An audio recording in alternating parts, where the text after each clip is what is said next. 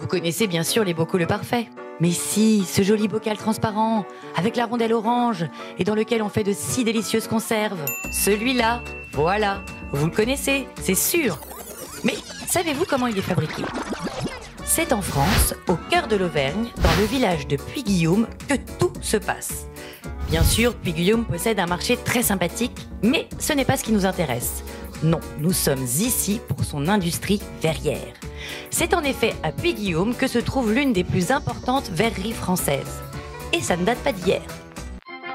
C'est en 1902, au beau milieu des volcans d'Auvergne, que fut créée l'usine de verre de Puy-Guillaume. Tout ça ne nous rajeunit pas.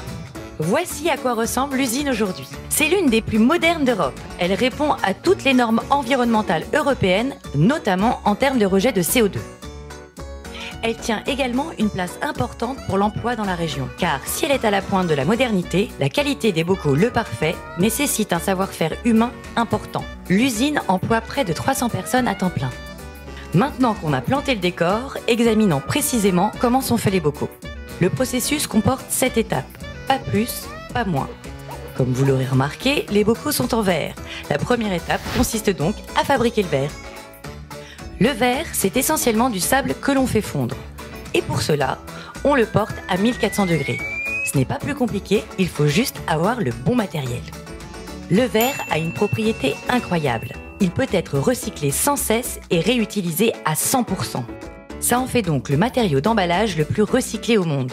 À Puy-Guillaume, 50% des productions sont faites à partir de verre recyclé que l'on nomme Groisil. Il est livré après avoir été trié et nettoyé. Maintenant que nous avons obtenu la pâte de verre, nous pouvons passer à l'étape suivante. On découpe alors des gouttes de verre qui doivent avoir le poids correspondant au bocal final, histoire que la goutte de verre ne fasse pas déborder le bocal. Les gouttes tombent ensuite dans un moule qui donne sa forme au bocal. Tous les bocaux sont ensuite marqués au laser pour assurer une parfaite traçabilité. Puis ensuite, ils passent dans un four appelé arche de recuisson pour retirer les tensions internes du verre. Après la recuisson, tous les articles vont être contrôlés individuellement et automatiquement, ainsi que par prélèvement statistique. Rien n'est laissé au hasard. Enfin, ils sont palettisés et houssés. Les voilà prêts pour l'étape suivante. Pour cette 6e étape, on quitte Puy-Guillaume pour se rendre à Saint-Thior, à quelques kilomètres de là. Voilà, nous y sommes. Il est alors temps d'assembler les différentes parties du bocal, puis d'ajouter la fameuse rondelle en caoutchouc orange. Et tout ça grâce aux mains délicates et au savoir-faire des opératrices.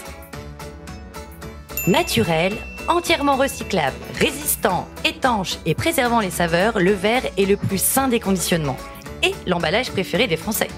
Il ne reste plus ensuite qu'à réaliser les packs de 6 bocaux avant de les envoyer dans le monde entier. Ici par exemple, des bocaux préparés pour le Japon. Ça va lui en faire des miles à notre bocal. Voilà, vous savez tout. Ainsi se fabrique un bocal de qualité. C'est également comme cela que tous les bocaux de la gamme Le Parfait sont fabriqués. Si on vous demande, vous direz que vous savez.